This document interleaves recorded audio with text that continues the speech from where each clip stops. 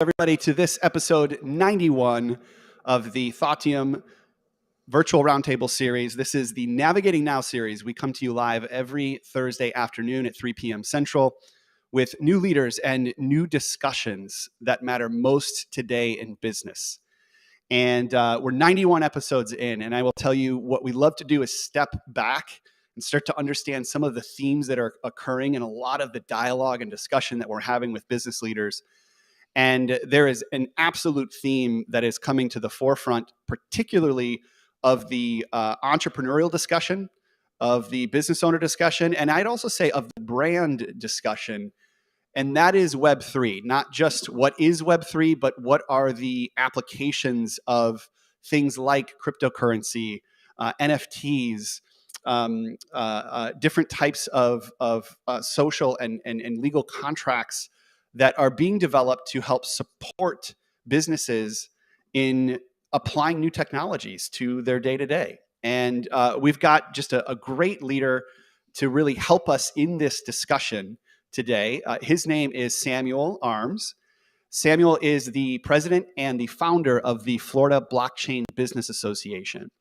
And I'm just excited to have you at the table, Samuel. Welcome. And we'll do a bit of an introduction here in a moment, but welcome to the roundtable. I know this is your first time. Yeah, thank you for having me, Anthony. Always excited. Absolutely. So I was put in touch through a couple of other Navigating Now, leaders and thought leaders in our community to Samuel as someone who's really at the forefront of not just helping us understand new technologies and how they might impact our business world, but also really helping us start to apply them in ways that are more than just a utility or a toy, but something that can be actually support and grow and develop your business in new ways. And Samuel and I have had a couple of great discussions, and in so many cases, I ask Sam to be very basic with me and almost like speak to these technologies as like a first or a second grader. And that's kind of how we want to, come in at with this discussion. We want to start the discussion with just some general defining of terms, things that that we're hearing maybe in our everyday vernacular, we're surely seeing on social media and maybe in the news, but it's making its way into our business discussions. And so we'll do a little bit of level setting, some defining of terms. Then we'll talk about how all of these aspects, the blockchain, cryptocurrency, Web3, NFTs, all of these are starting to come together as almost a new platform for us as business leaders and business owners. And we'll talk about some of the real world application of these technologies, not just, again, as a toy or something fun to invest in, but more so as a utility, something that we can apply to our business every day. So we have a lot to cover here in the next 30 or 40 minutes. But Sam, I know you're up for it. And again, just really appreciate you joining. So why don't we start, Sam, with tell us a little bit about you and more so the Florida Blockchain Business Association. I'm so fascinated. I can imagine that not all 50 states have an organization like the BBA. And I'm curious as to what you all do down in Florida, and how you are helping to bring some of these technologies to the forefront of our discussions. Absolutely. So I founded the Florida Blockchain Business Association back in 2017. Come to find out, we were really one of the first associations strictly focused on state policy in the United States. And it's part of why I think Florida is becoming such a crypto blockchain hub like it is now. So we're involved in kind of every aspect, every little news media circuit that you see coming out in Florida when it has to do with crypto and blockchain. We've passed 3 bills in the Florida legislature having to do with cryptocurrency. Florida is a very big state. We're now the 3rd most populous state in the United States. And a lot of people, especially in the crypto blockchain sphere, are moving here. So a lot of what we do besides advocating on the political level is connecting our community members. We have a lot of major metropolitan areas here, so it's easy for people to get siloed off. So we host multiple conferences around the year, around the state, trying to connect different community partners. And obviously now it is an election season here. And so we're also promoting and backing crypto blockchain friendly candidates, right? To serve the purpose of representing our industry and making sure that Florida is and continues to be the place to be for this industry. So it's been a great thing to run the past 5 years. I mean, we're still going strong, adding new members every day, branching off into different industries. And It's fun. I love Florida. I love the people who love Florida. I love the communities here. So I'm living the dream. That's wonderful. And what an absolute niche. I'm so surprised that you all have been organizing for 5 years. Web3 and these new technologies have really made their way to the forefront of our discussions.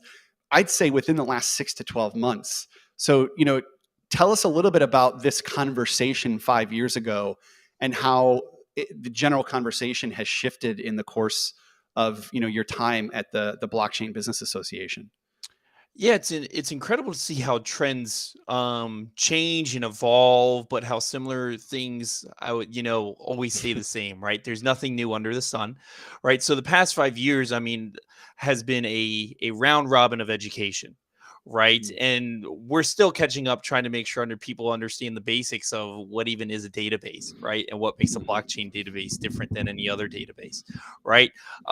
But at the core of seeing some of these trends is I think people are, as they're learning and discovering the true potential of specifically things like Bitcoin and the changes that they've brought on, they're constantly thinking, how can I use that technology or that economic system in my own business model? Right. So from NFTs to Web3, which technically I could argue that Bitcoin kind of is the first Web3 application, right? At least in mhm, my opinion, it is. Right. People are now understanding, oh, well, I can just take that economic model and move it somewhere else. But mhm, it takes a while because we're not just talking about implementing new technology. And that's what people have to understand. You are completely changing the way your business runs, right? You're completely mhm, changing the economy of how you think traditionally. And that's hard, especially when you're operating mhm. in a business for 5, 10, 15 years to go, okay, now I have to flip my model on its head, right? Yeah, How do I not go out of business and do that, right? So the past 5 years have been incredible. Just seeing the growth and the new trends, and yeah. who knows, because I would have never imagined seeing what I would have seen, especially with NFTs, platforms like OpenSea, right? I would have never Mhm, guessed 3 years ago we were going to have an NFT marketplace as big as OpenSea kind of on the market, but mhm. here we are, right? So Yeah. I'm surprised every day. Yeah, that's awesome, and it's got to feel great to be at the forefront of the discussion. Now, I do feel, as with any new technology, and I love the fact that you had mentioned, for all of us, especially in my generation, which might be a little bit different than your generation, Sam, but for those who have been through what we would call the advent of Web 1 or just the Mhm. advent of the internet, Web 2 being the introduction of social media, Instagram, Facebook, LinkedIn, YouTube. Both of those cycles followed a very similar pathway. And the topic of today's discussion is bringing a technology from toy to tool.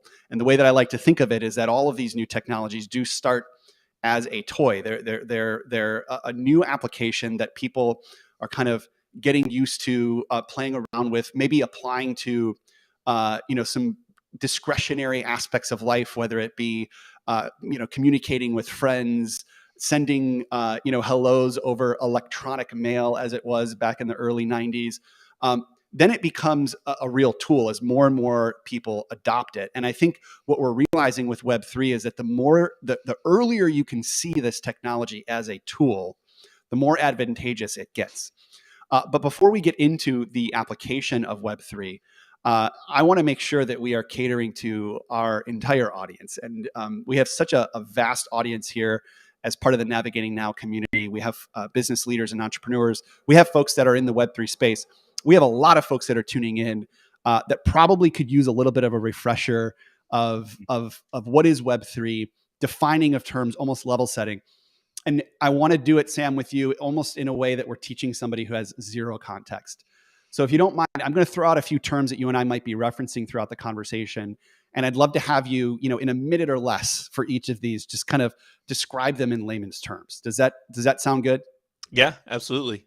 Awesome. So let's start with blockchain, because I know the blockchain has been a term that is probably one of the most renowned in this new Sure. technology, and I think a lot of people don't know what it is. So one, it's just a database. I give presentations all the time. I say if you've worked with Excel, you've worked with a database. Blockchain is just a database. The only thing that makes it different is it's immutable and it's technically clunky and archaic, right? But Mhm. that's it. It's an immutable database. And when I do my presentations, especially to certain crowds, I say, imagine Microsoft Word versus a typewriter. Blockchain's a typewriter. As soon as you press that button, that ink is on that paper forever, right? And what do you have to do?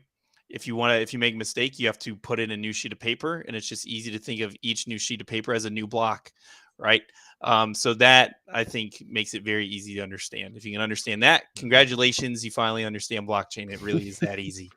Yeah, it's also public, right? So everything that's Correct. done on the blockchain can be, searchable and traceable. And I know oftentimes our mind goes to maybe the negative implications of that, but we'll get to the fact that this being a public area of record has real advantage and opens up to opportunities for parties, whether they're peer to peer or businesses, in connecting and contracting in new ways. Let's move on to cryptocurrency. Right. So cryptocurrency, what does that mean to someone who's new to this space? Cryptocurrency for a lot of people just means internet money. More formally, right? And that's it. A lot of Yeah. people formally it got its name because of cryptography, right? Once again, cryptocurrency kind of comes from Bitcoin, which uses cryptography, cryptographic hash functions, right? Which is another way of saying it's secure, right? So technically, even though we use a blanket term cryptocurrencies, all the 2000 plus cryptocurrencies out there are all very different. Maybe not all of them use cryptography, but it all essentially just means you're secure internet money. Great. And of course, Bitcoin being one of the most renowned, one of the most well-known cryptocurrencies out there. We know that there are other alternative coins, Ethereum, that have different types of utility on the blockchain. But at the end of the day, cryptocurrency is the way that we interact and transact with others on the blockchain. Let's talk about NFTs, and maybe we're getting more and more narrow here. If the blockchain is the place of record, cryptocurrency is the exchange. NFTs or non fungible tokens are an expression of how both of these things come together. And how would you describe NFTs to somebody who has very little context?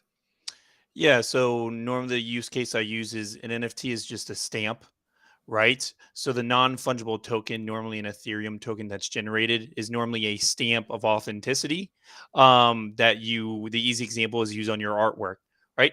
So you have a piece of art, you want to prove that it's yours, you turn it into an Ethereum token, which stamps it with one of those cryptographic hashes, which is unique. And now you can prove, as long as you have that stamp of authenticity, that that is in fact yours, right? Is kind of the easiest use case Mm-hmm. to describe an NFT. Yeah, I love that, and thank you for being so brief. It's so interesting. I catch myself trying to describe these things, and next thing you know, I'm on some long alliteration of this technology. And at the end of the day, I think the analogies really help. Yeah. I think with NFTs being one of the first mainstream expressions of Web3, and we'll define Web3 in a moment. It's easy to forget that prior to NFTs, there was no way of establishing authenticity, particularly with digital assets, right?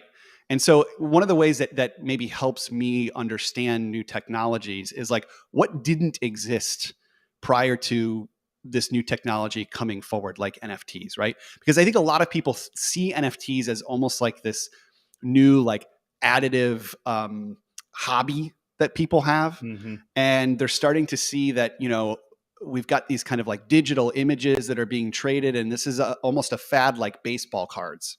Yeah. When I think we can start to see that there's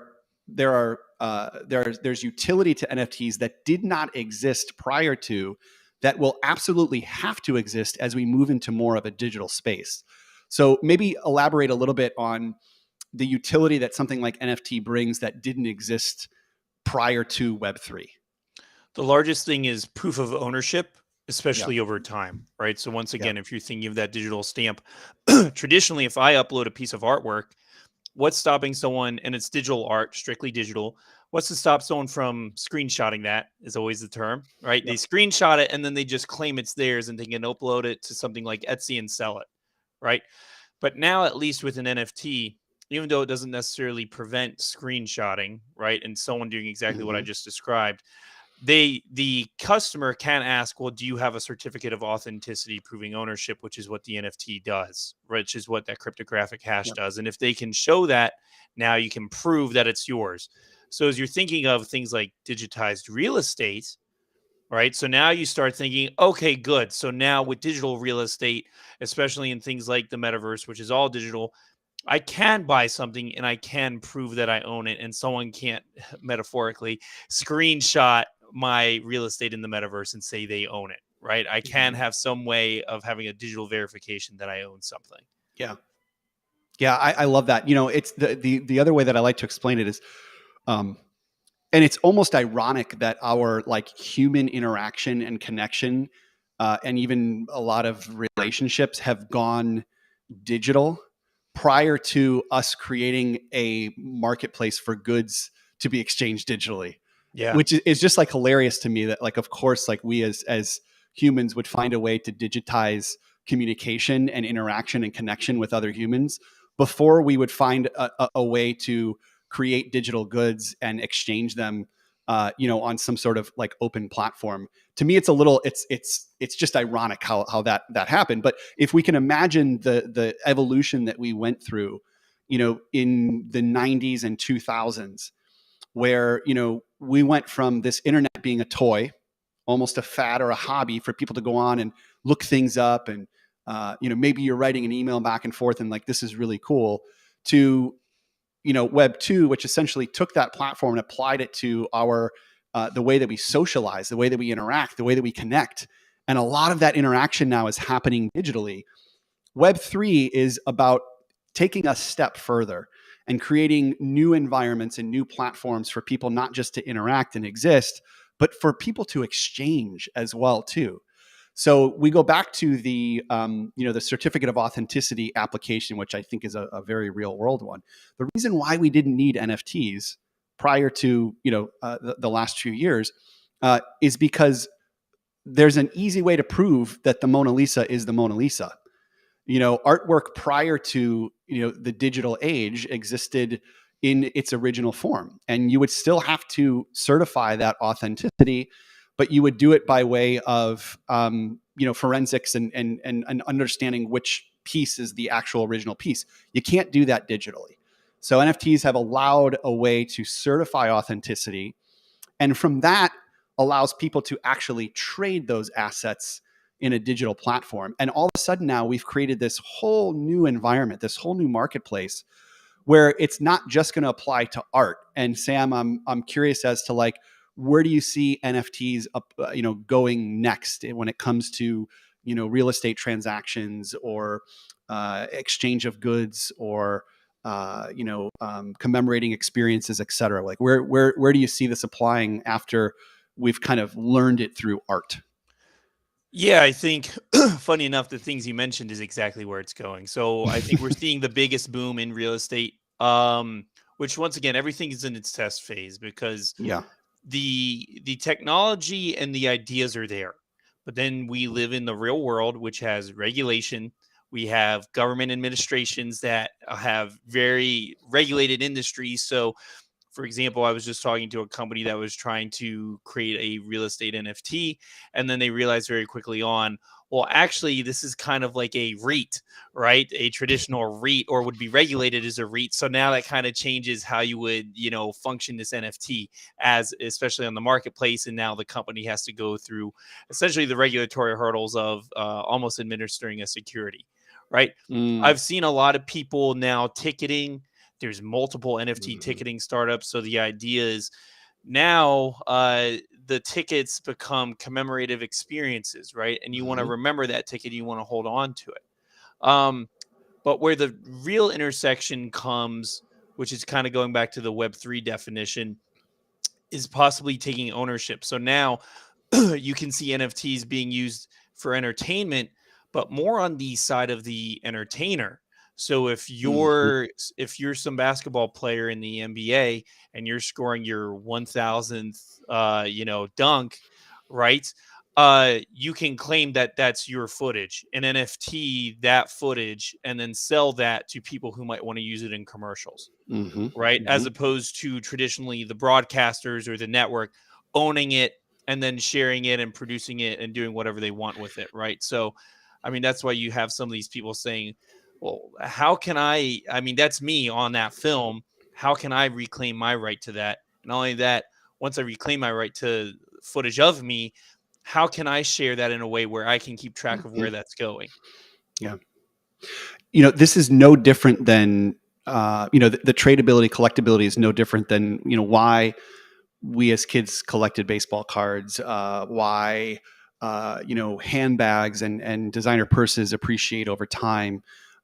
There's a very unique demand for the collectability of items. And in your example, in the commemoration of moments, whether that's, somebody's 1000th point, or maybe that's, a key milestone that Coca-Cola might have in their, in their kind of business and business productivity. So I think, again, this is nothing new as much as it's just expanding and creating more opportunity for people to share uniquely in experiences. And as our worlds move more and more digital, the digital realm, or Web3 in this case, will become the place for us to share and collect and trade. And much like we do on the wall of our Facebook page or in our Instagram feed, we as humans also love to showcase those experiences that we've been a part of, those items that we collect. But I still feel as though, Sam, like we're still in the toy phase, right? Because we're talking about collectability, we're talking about experiences, we're talking about artwork. And I love that that's the gateway. But I want to, I want to talk to you today about, this technology and its application in business.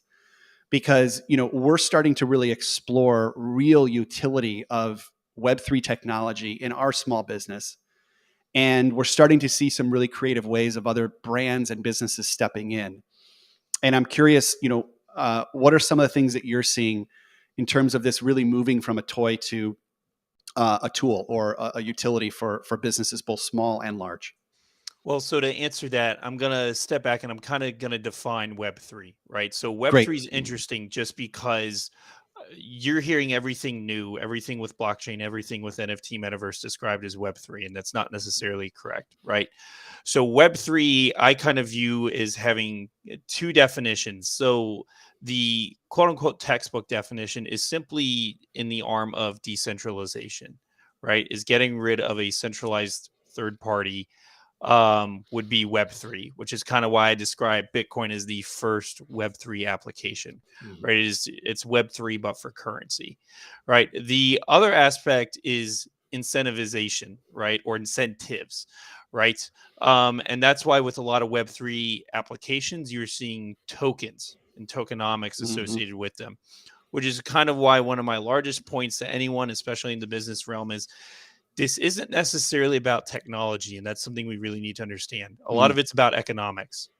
Economics. Bitcoin is not just a cool technology, it's multiple technologies put together in one economic system that works, right?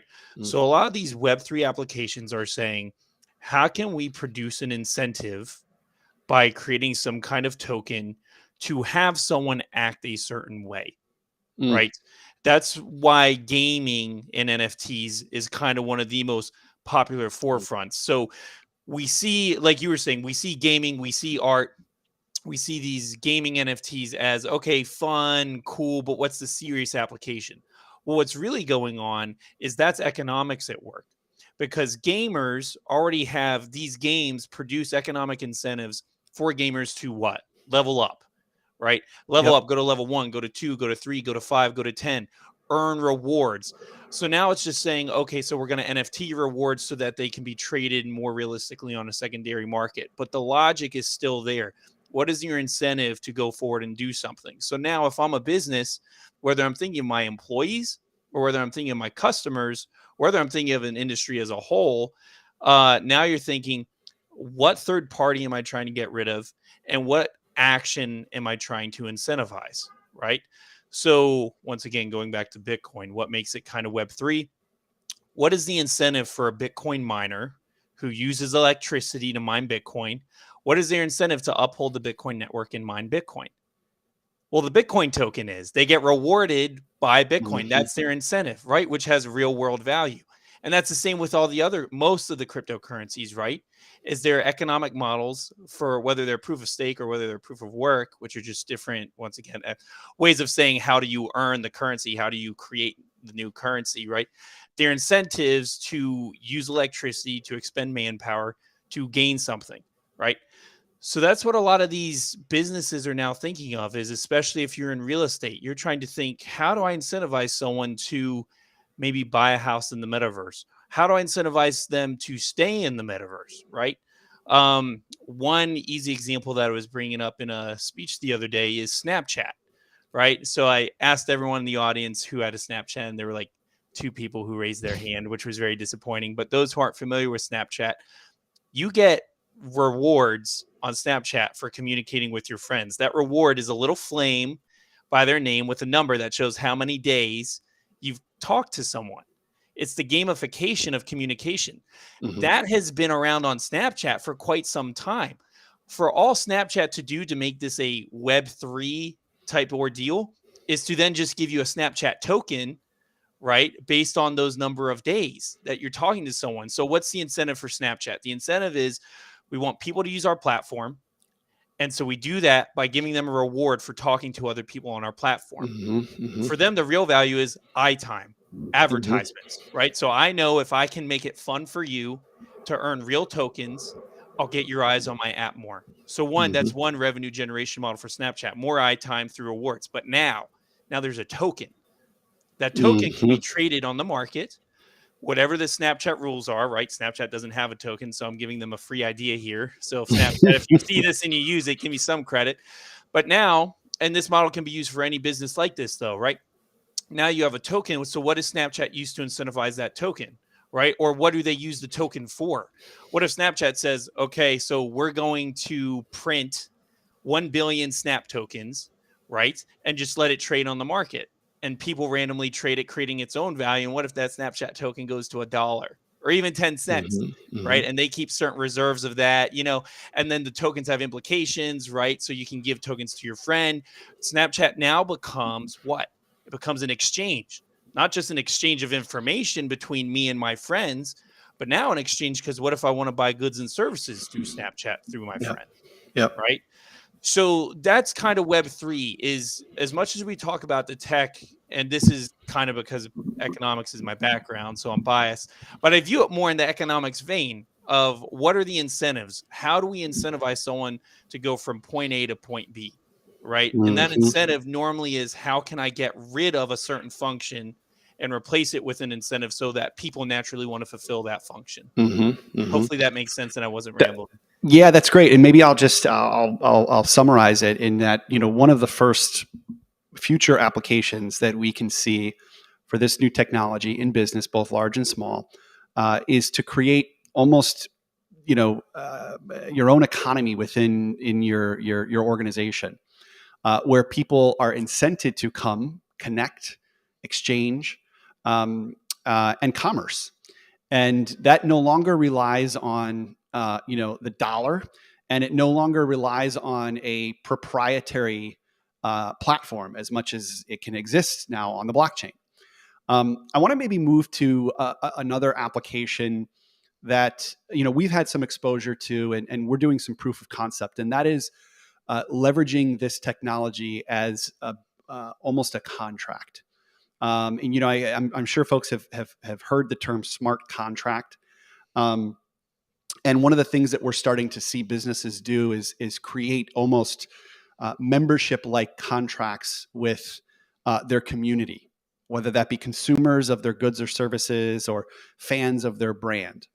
And the NFT is a vehicle for creating this, what we call smart contract, that allow fans of yours, if you will, customers of yours, community members of yours, to engage and interact with you, and even find some value from you in perpetuity through this contract.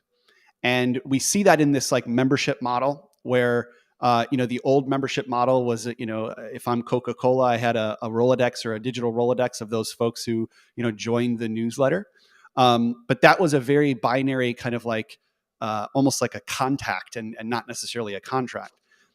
Where that Rolodex maybe is going now, leveraging this new technology, is that Coca-Cola is allowed to now have unique contracts with individuals that allow individuals to engage with their brands in unique ways through that NFT. And that could be, early access to new goods. That could be swag drops. That could be exclusive admission into, some of their kind of future offerings or experiences.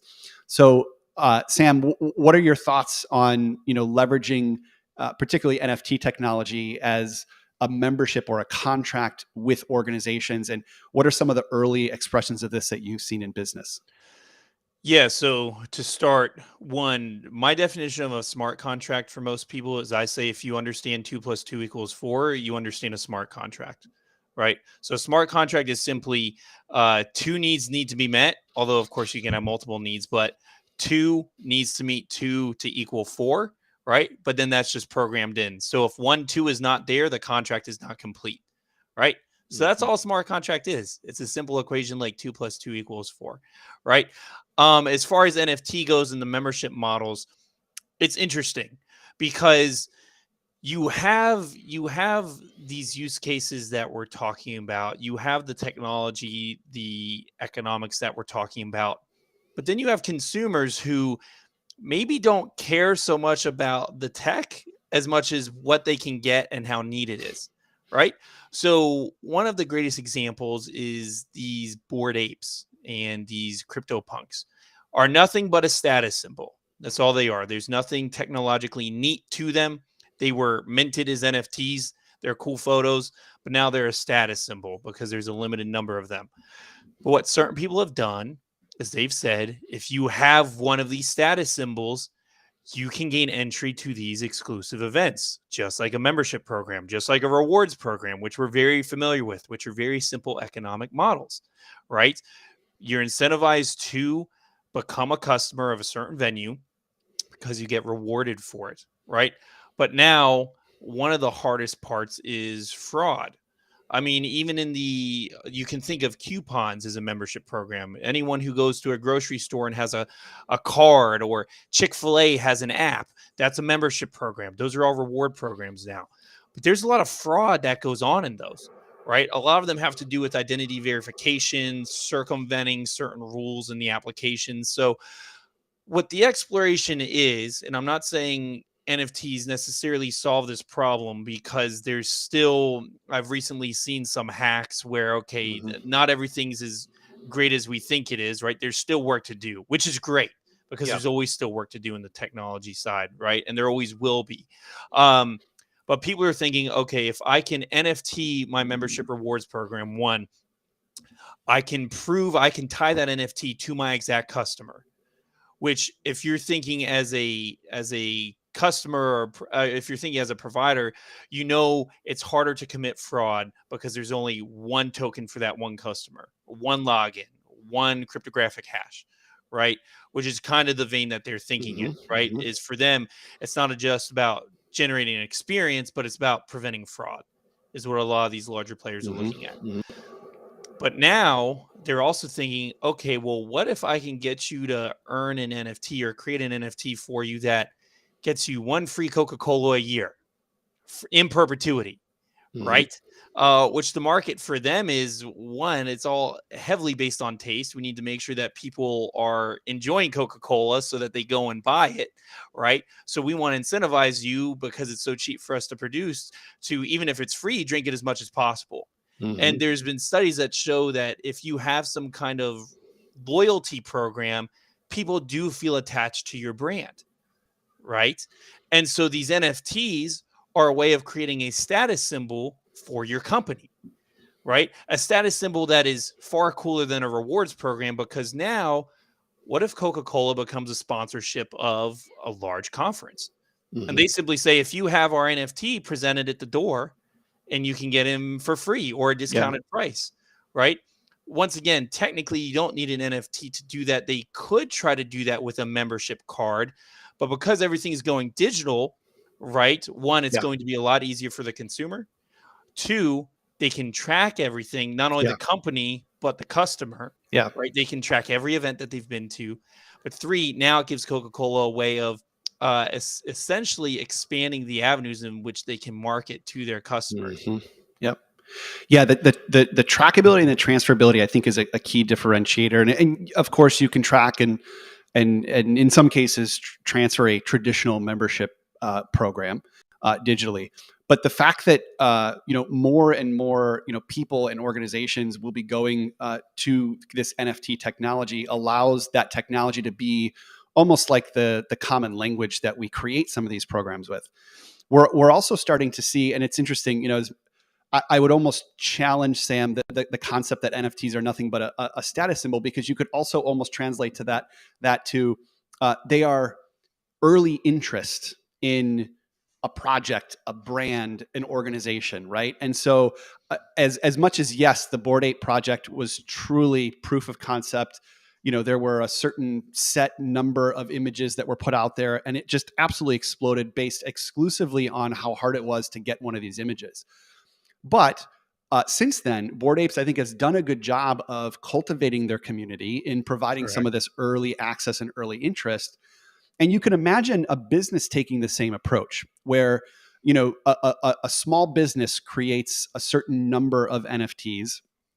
That business then mints those NFTs, and they have a small community of people that have invested early in this business by way of purchasing these NFTs. And you could see then that business, by way of this smart contract, providing value to that early access group, if you will, in perpetuity. And those folks then can transfer them to their friends, et cetera, et cetera. How far are we, do you think, Sam, and you can speak even from like a legal or technical perspective, how far are we from, NFTs potentially representing like an actual share of an organization? So you beat me to it. So the question is that then a security? Right? Right. Are you buying in, and this is what's interesting, because you've used the term, and you're correct, membership fee. Membership fee. Mm-hmm. Are these a membership fee, or are they securities? There's a Mm. huge difference. And this is something that is currently being looked at by the federal government, right? Because there is something to say that a lot of these are just simple membership fees to clubs, which are very cool with added benefits. And there's nothing wrong with that. But now if I go and I say, well, I'm going to create a project, I'm going to create a club, but I want you to buy this NFT first, and then we'll use those funds to build it, which, by the way, has happened quite a bit. And there have been a lot of projects where have been fully funded to the tunes of hundreds of millions of dollars, and 2 years on, those developers that were hired to build certain aspects never really appeared, right? Yeah. It totally sounds just like a security, right? Mm-hmm. So we want to walk the line between true innovation and what is cool and what can we use, especially as a business. But we don't want to do anything that, if it looks like a cat, meows like a cat, feels like a cat, it is a cat. If it looks like a security, you have to be very careful when you're kind of advertising these things, right? Yeah. Which is tough, because in my opinion, I'm not a big fan of our securities laws. I think I could call multiple things a security. And frankly, the federal government kind of picks winners and losers. There are plenty of examples of what would have told you as a security. The federal government goes, well, no, we're just not going to consider this a security. And there's reasons for that I won't get into. But certainly the innovation is there. The economics are there. The opportunity is there. The regulatory side, especially here in the US, is still quite a hurdle to get over. And it's hard to say whether it's moving in a positive direction or not.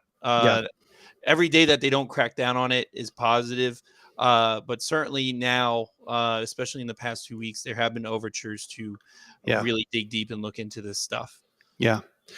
And maybe we'll round things out with this, because I mean, there's nothing I love more than just a like deep, detailed discussion about what is your practitionership, Sam. In this case, is really bringing these new technologies forward, really understanding what you can and can't do with them.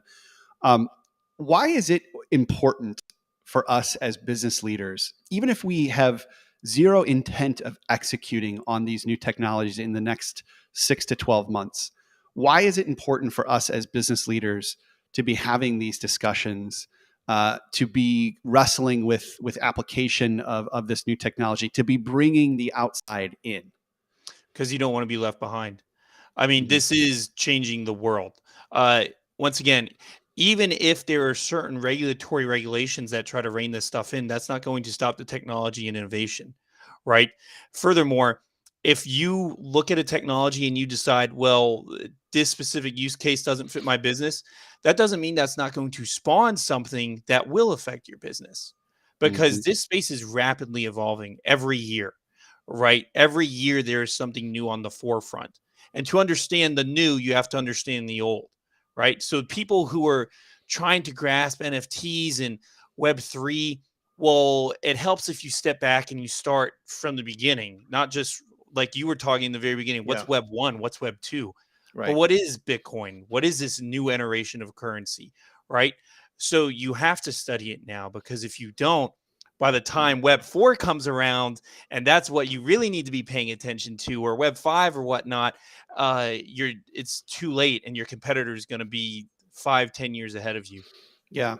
And I love that. You definitely don't want to be left behind. And one of the things that I love the most in doing this kind of like future visioning and bringing the outside in, again, whether we here at Thought Team have any, intent on going all in on Web3 and blockchain and all this, which, it's so far from what the core of our business is today, which is really the relationships we have with our clients. It's not that far. And there are so many ways that we can think about this technology, and even without the technology, apply the methodology, the way that it's structured, the human dynamics and behavioral economics of a technology like this to more analog platforms that we're using every day on our business.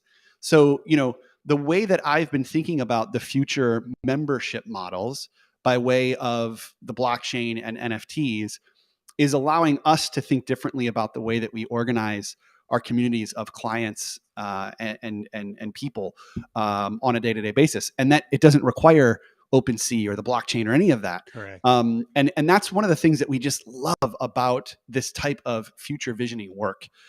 To stand at the doorstep of your business, to look out, to bring in those trends and those elements that we might see fully fleshed out in 5 to 10 years, but ultimately we can apply to our business today in some low-hanging fruit or some nuanced ways, is what allows us to get better on a day-to-day basis. We really feel like it's almost a responsibility that we have. So, Sam, I just really appreciate the discussion today.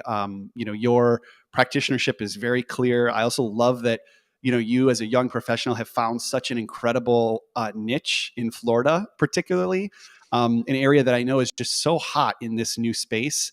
And the role that you play in organizing people through the Florida Blockchain Business Association, and even just spreading the word, the responsible word, if you will, in your thought leadership, is just a really, really exciting role. So congratulations on all you've done. And we just appreciate you being a part of the discussion today. That means a lot, and I'm happy to be on here, Anthony. Thank you for inviting me on. Wonderful. Well, we will wrap things up with just a couple of housekeeping items. First and foremost, we want to thank Sam Arms for joining the discussion today. Sam, how can people find you if they want to connect? So if you go to our fbba.io website, feel free to submit a contact form from there, or you can get me by email, which is just sam@fbba.io. Wonderful. Appreciate that. And we know that we will have Sam back on the show. And again, thank you so much for your leadership today. We will also close out with a little bit of an announcement and also some kind of future housekeeping items.